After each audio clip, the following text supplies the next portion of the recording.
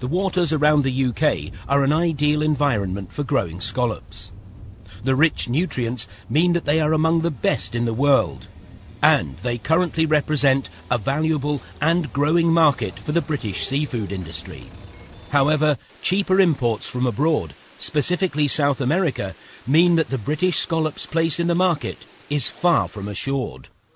British waters occasionally suffer from blooms of various marine algae, and as scallops filter feed the algae, they can ingest and store dangerous amounts of toxin.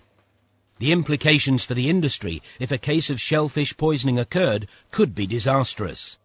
Following the procedures outlined in the programme will ensure that the risks are not just minimised, but virtually eradicated. The only safe way to approach this is to act as if every scallop was contaminated, and to ensure that during processing any contamination is safely removed to produce a safer seafood. Almost all of the contamination, the toxin, is to be found in the scallop viscera, the hepatopancreas or gut, frill and mantle of the scallop. These are the bits discarded. There will also be some toxin in the gonad. Virtually no toxin is found in the adductor muscle, the main flesh of the scallop. Usually, most of the toxin can be simply and easily dealt with by removing the viscera and washing the scallops. The most effective way for you in production to help ensure the safety of the scallop is to abide by your company's HACCP, or Hazard Analysis and Critical Control Point Procedures. HACCP is a system of controls and measures which identify what you should be doing at various stages of the production process to prevent the toxin remaining in the product. You must familiarise yourself with your firm's HACCP procedure. Every HACCP will vary slightly, but they will be similar in some vital areas, and all are based on good food manufacturing principles. One principle which all HACCPs require, and which every food business must have in place, is traceability. Well, it really all starts off with what you call a movement document. The movement document has numerous bits of important information. Probably the most important is the actual box that it was caught in.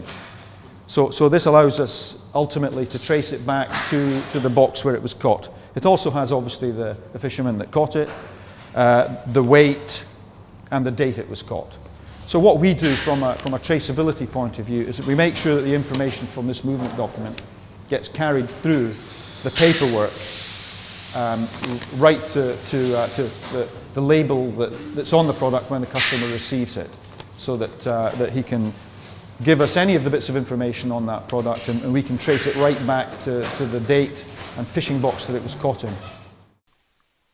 But it's not enough just to be able to trace the scallop back to the sea. You must know what has happened to them during processing. Well, we've got intake logs. We write up, when the scallops arrive in, we write on the white marker boards, whoever takes the scallops in, the number of bags that were taken in, where the bags came from, the temperature. Then they're put in the chill. The next thing is we shuck them. We've got the scallop production log, when they were shucked, when they were weighed, all that, the whole time right through, and then where they were sent to. So we've got a batch number in each lot that goes. So the traceability is there, so that you know if somebody's got a problem, we know exactly where it's come from. We've got a dispatch note that goes with every consignment. Traceability is needed so that you know where it has come from, what has been done to it, and where it went. So, what can we do to the scallop to ensure that it's safe to eat? There are two things we must do, and do well. Now, shucking is a very important part in scallop processing. It can ensure the safety of the product being placed on the market, and can certainly mean the difference between a scallop that's contaminated and a scallop that isn't. So, correct shucking removes most of the potential contamination, but that isn't enough on its own. The next important step of the process is thorough washing. We would advise washing vigorously in flowing tap water for 2 to 3 minutes. This is not only to remove visible contamination, but to remove contamination that can't be seen, that is often located in the tract. Experiments have shown that you can have toxin adhered to the scallop, but so long as it's given a really good wash in potable tap water, then you can get rid of the vast majority of that. So I can say quite categorically that I know that when scallops leave the table here, they're not all pristine, they're not all devoid of old black material. But I do know that once they've been over to the washing station and they've been washed with copious amounts of water and trimmed, then that when they do go through to the dispatch chill, they are devoid of the hepatopunctures and black materials. So there you have it. Shuck the scallops correctly and then wash them very effectively, and you can be almost sure they are safe.